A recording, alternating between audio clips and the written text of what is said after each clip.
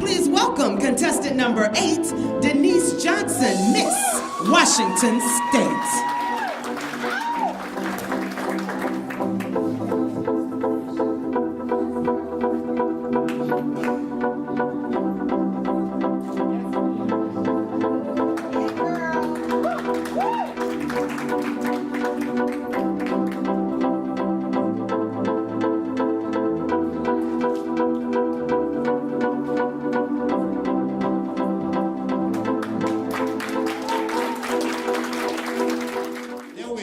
Camay, McClure, 2012 American Beauties Plus Ambassador. It's time for the shoe show.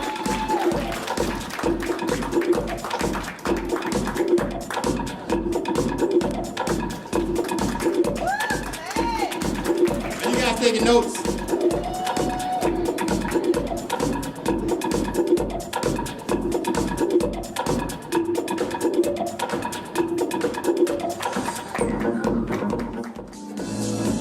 Washington woman is Teresa McClure.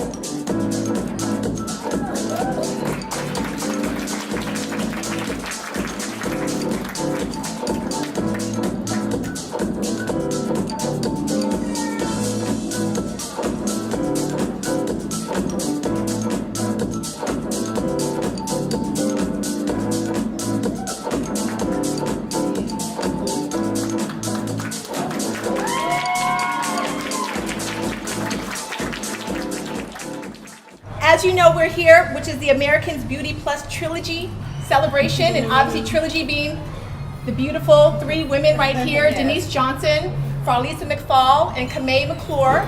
And we're gonna go ahead and just do panel interviews again to really be able to get behind the scenes on what took place. And just, get to know these ladies a little bit more because again, it's never been done. And so we wanna know how it was done. How about that one? Yeah. Yeah. And I'm Teresa Springer, and it is for my show, online show, and we also have a live show that we have once a month for the Teresa Springer Show. And so again, we're honored and thankful that you're here to be a part of this. And so these beautiful ladies just traveled back from Atlanta, Georgia with these titles. And so, and they're national titles. Yes. Correct. That they're holding. National titles. Yes. That's huge. Very, very. Yes, that's huge. So how do you ladies feel? I feel great. I don't know about you ladies, but it was a great experience. Great to come back and feel the warm embrace by everybody in Washington who kept us energized and excited while we were competing. Okay. Perfect. So then I'll start with you, Miss Denise. Okay. So tell us all here what your official title is. I am Miss American Beauties Plus Queen 2013. Okay. Awesome. Okay. So I understand when you took your state title representing Washington State, you had to decide on a platform, correct? Yes. What was that platform? Education in teen pregnancy prevention and awareness. It's very important to me. I was a teen mother, and a lot of times people tell you that you are less than because you decide to have a baby young, but I chose life and I chose my daughter, and I still can do everything that I want to do with being a mother as well. So that's your story behind? Yes. Okay, perfect. So tell us how you got into the plus size pageantry. Well, this young lady to my left, Camay McClure, she saw a photo shoot I did online, and she was like, you're gorgeous, you have a great story to tell, check out pageantry. And so she gave me the website, I researched it, loved it, said this is definitely where I want to be this season of my life. And this was when? This was, gosh, I want to say October, September. Okay. Last year. Yes, 2012. Wow. Mm-hmm. That recent. Mm-hmm. Yes. And she told me I hit the ground running and haven't stopped. Won't stop, can't stop. That's awesome. That's awesome. Okay. Tell us your most challenging part about pageantry. I would say the most challenging part is, again, being a single mother, and there's a lot of things that you have to do and events that you need to attend, and they're not always kid friendly. So that, I think for me, that's the most challenging, but it's just an obstacle, and it's a hurdle that you have to climb. Right. So well then quickly can you tell us some of the things that you did that you to make it happen, to make it work?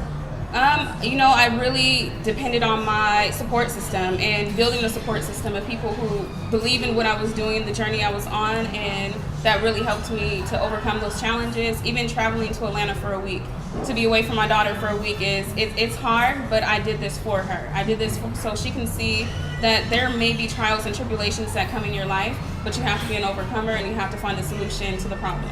So did you have a lot of, when you decided you were going to go into pageantry, did you have a lot of support immediately? Absolutely not. Absolutely not. So you didn't. Okay. No. Okay. So when did the support come, or did it ever come? The support really came probably like a few months before I left.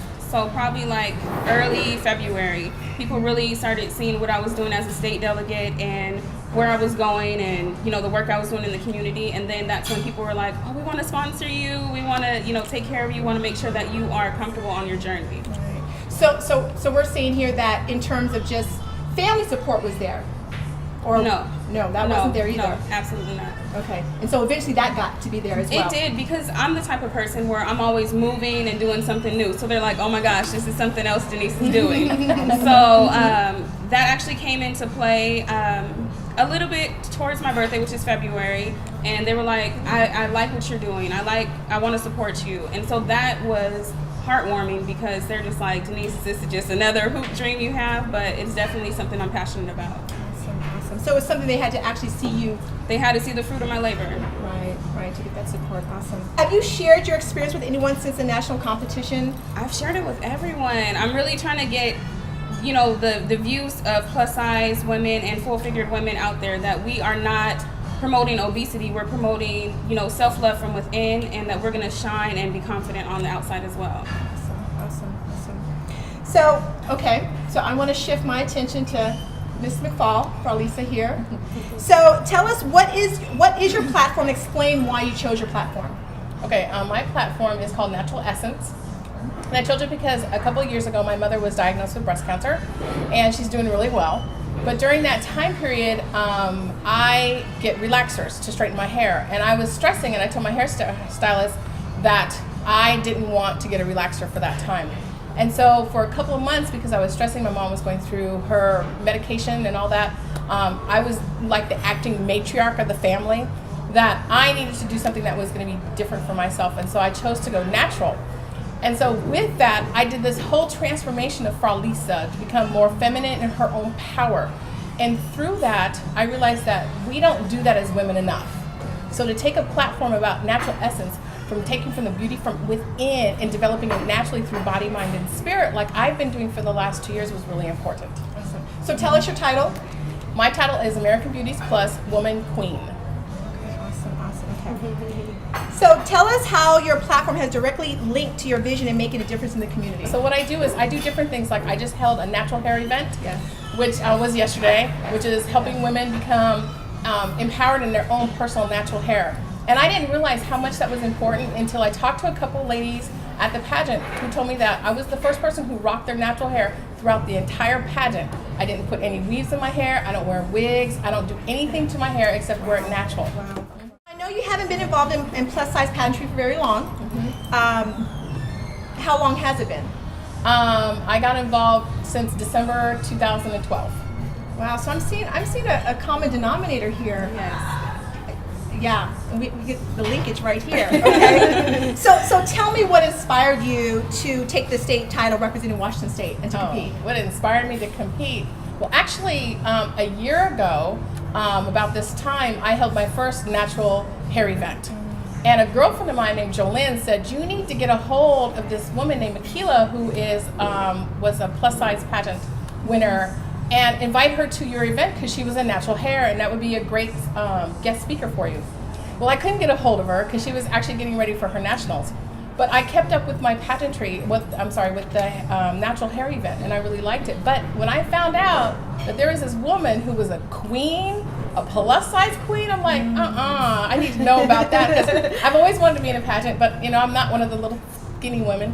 So I just let that go. But when I found out that she was plus size, I'm like, let me look into this. So I looked into this, and I actually had another lady who contacted me for this pageant system, who's the one that actually recruited me. Oh, wonderful. So what were some of the things that you experienced in preparing for your competition that surprised you?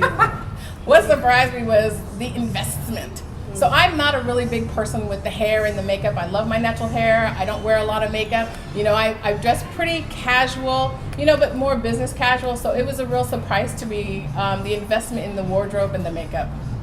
That was that was a big surprise. So would you say that was also a challenge for you? Huge. Yeah. So let me ask you this. Did you have a lot of support when you decided and you made that decision? Did you have a lot of support, family and friends? I did. I'm probably an exception to this. My family supported me. My brother was online Facebook going, that's my sister. My sisters, my mom and dad all got involved. My friends got involved. They're the ones that helped me with my makeup. I had another lady who's in the pageant system who coached me through my wardrobe, my whole entire wardrobe from jewelry down. I had a lot of support. That's good. Yeah. That's good. What's next for you? What's next for me is working my platform. Especially after doing my natural hair event yesterday, I realized that women really aren't in their own personal natural essence. They don't realize that they have this amazing feminine power that comes from within. Mm-hmm. They think it comes from without. Yes. And so what I would like to do is take that and be able to just develop it and help women develop their own personal essence, but not through what most people do in their platforms is they make speeches, they do personal appearances. Mine is not like that, and I finally realized that through God. Mine is about taking my platform and actually doing it. So if you're sitting there listening to me talking, within 2 weeks you forget, no, we're going to go out and do. My natural essence was one thing. We did henna, so I had some henna, because that was the body. I actually did a book club already that was for the spirit, that was called Mind Monsters, about all the mind masters that we have within ourselves, jealousy, hatred, greed, and then I'm going to do some things like with art, so about art with the spirit. So my platform is going to be taken, it's going to be actually walking us through it and really developing our body, mind, and spirit. It's wonderful. We're going to go ahead and move over to Miss Camay McClure and really talk with you. Now, I do want to ask this. Has it hit you ladies yet? Has it hit in terms of just coming back with these national titles? Has it sunk in yet? No. I think it's definitely a process when you walk in a room and people are like, "Oh my gosh, I know you. I've seen your pictures on the internet." Like it's still surreal. Right. Yeah. Or they want to take pictures. Can I take pictures with you in your crown? So it is really surreal. I agree with that. Mm-hmm. Okay. So where did your pageant journey start from? What was your beginning? My pageant journey started being recruited by Latasha Haskins. She actually was the state director for the first annual Washington Plus America pageant. And I was shopping on my birthday, for my birthday, have a huge birthday party every year. It was actually with a good girlfriend of mine, and walked into Lane Bryant, and they were doing an open call that day. And so I was recruited and, did some research and felt that it was really in alignment with the message that I've sent my entire life. And decided to take a city title. I became Ms. Everett and represented the city of Everett, where I live, where my mother actually lived and passed away as well, and represented the city of Everett in the Washington Plus America pageant. And this was when? 2011. Oh. Yes. Just a couple years ago. Correct. Were there people around you that discouraged you or encouraged you about being in the plus size pageant? Actually, yes. I'm considered on the smaller end of the spectrum in the plus size industry, period. And so taking a title and representing, plus size pageantry and full figured women, I was questioned a lot about being in plus size. A lot of people felt that I really should be competing in mainstream pageantry, which I definitely would not do well in mainstream pageantry at all because I am size 14, 16, so I'm classified as plus size, even though people's perception is that I'm not plus size.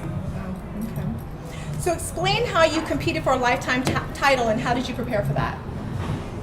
Well, I can't really honestly say, Teresa, that I competed for a lifetime title.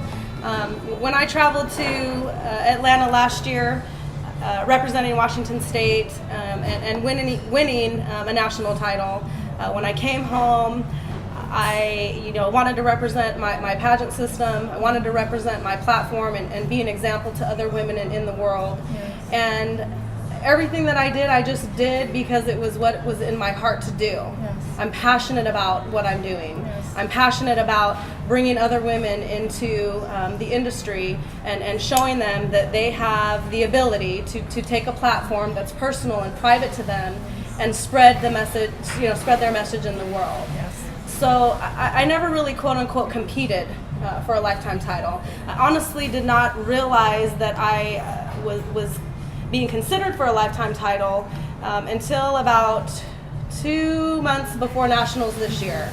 Was on the phone with my national director and was considering competing in a different division within my pageant system.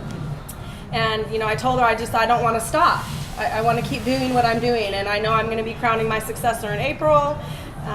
And I know I will always have my national title, but I want to keep going. And so she said to me, well, the board of directors is considering you for a national title based on everything that you've done for your platform and for the pageant system as a whole this whole entire year. So I was very delighted, very surprised, and nervous at the same time.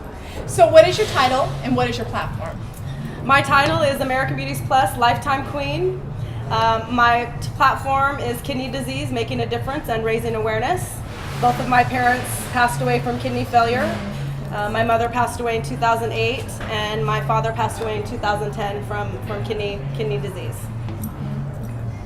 So I understand that you've accepted the delegate liaison position with your pageant system, correct? Correct, yes. Okay. Yes. So tell me about your role and responsibilities with that. Well, when my national director contacted me and asked me if I would consider, stepping into that position, I actually, look back on my last year in my national reign and really took a sit-down look at what I was doing and where I was making the most difference and the most impact. And I have supported these two women and have encouraged them. We've spent hours on the phone, text messages back and forth, emails back and forth, and just sharing my experience with them, because I went through, I walked the same journey that they were about to embark on. And I saw how effective it was when we were all at nationals and these two women took the queen title in their division. And I will just explain, in American Beauties Plus pageant, in every division, divisions are separated out by age, and there is an ambassador, national ambassador title that's given, and a national queen title that's given. And the national queen title is actually the high point title in that specific division. So these two women not only traveled to Atlanta, the first time ever being in pageantry, and they shared with you the time frame that they were involved in pageantry and their success and their accomplishment. I saw that how effective I was, and so I wanted to continue to share my journey and share my experience and the blessings that I have received from talking to people